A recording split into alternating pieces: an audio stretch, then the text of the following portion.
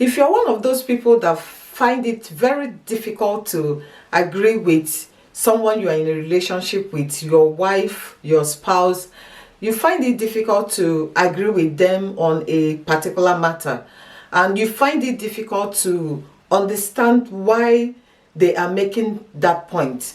You don't understand where it is coming from. In fact, when you look at it, you think that they are out of their minds, they are unreasonable, they are not thinking well. And that's because you think that it's not, from your own perspective, it's really not what you should be taken into consideration.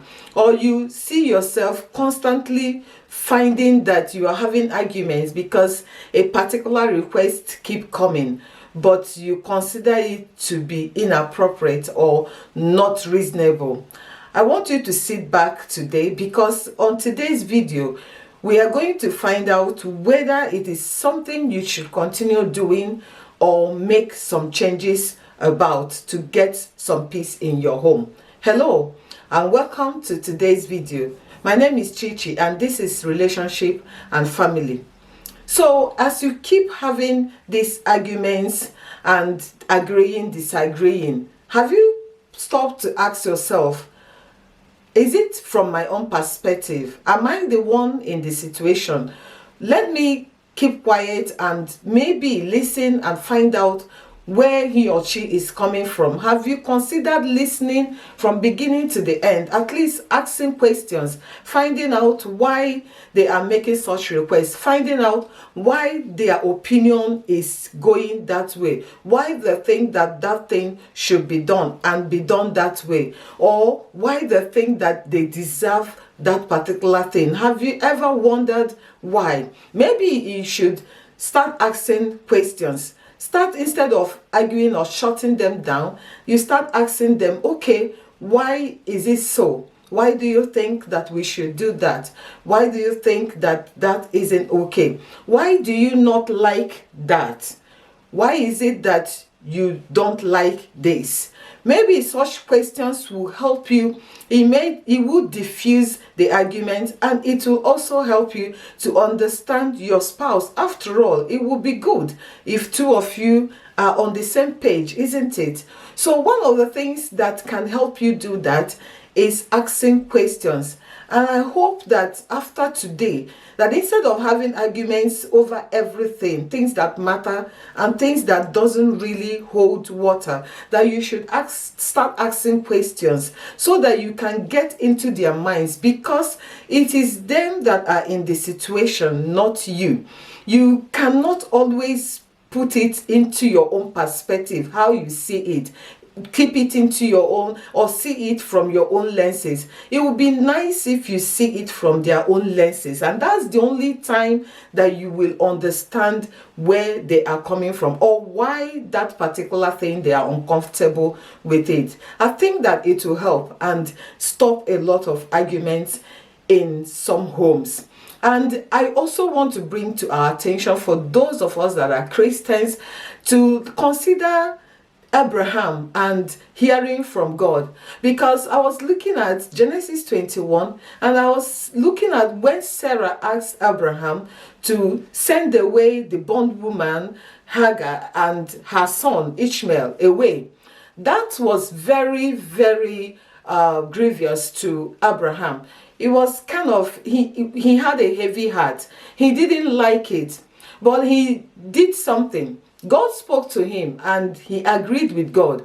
Even though it is an unpleasant situation, he has to send away his blood. Is his son, actually his first son. Even though it's not the son of promise, it is still his blood, and he had to send him away. I'm sure he's with a heavy heart, and of course the Bible recorded that it grieved him what Sarah said. But what did Abraham do? He heard from God first of all. A lot of us today will have to ask ourselves, in this situation, in this matter that is an issue between me and my spouse, what is the mind of God concerning it? What is God saying about it? Maybe in the case of Abraham, he didn't ask God questions, but God showed up.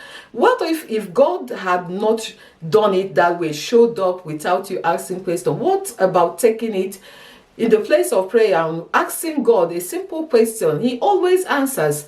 Asking him, what should we do? Is this right? Is what he or she is saying correct? Or what should I do? How should I handle this situation? I don't like it, but what could bring peace into our home? What is it that we need to do? Maybe if you do that, God surely always answers if you listen. And if he answers, would you, like Abraham, do as God has said? Because that was what happened. Abraham, even though he wasn't happy, did as God said and sent the bondwoman and her son away. And today, I think that a lot of Christians, especially men, because a lot of times it is women that are in the situation where their opinion had to be put down, they are not heard or listened to. Even though it happens to men also, there are some women that don't take what their husbands are saying, but it's mostly in women that we find that kind of situation. So I'm wondering if things will be so tensed up in homes today, if it will still be a chaotic situation, unpleasant situation, if our men of God, sons of Abraham, would take a leave from the way Abraham handled what could have turned out to be a very difficult situation in his home, just by listening to God and doing as God said. I wonder if there will still be a lot of frictions, if that divorce will be still under consideration, if that separation will still be under consideration, if there will still be a cold war between that husband and wife, if they can only listen to God and be willing to do as God said, even in some unpleasant situations, sometimes when it is really grievous to them.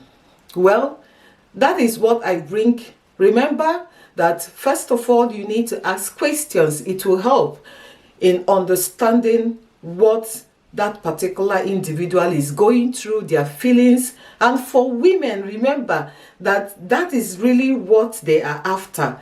Sometimes it's not just the solution. They really want to feel that you feel what they feel.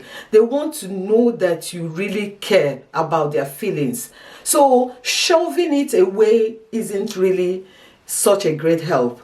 It will be nice for you to listen. And for women, the same.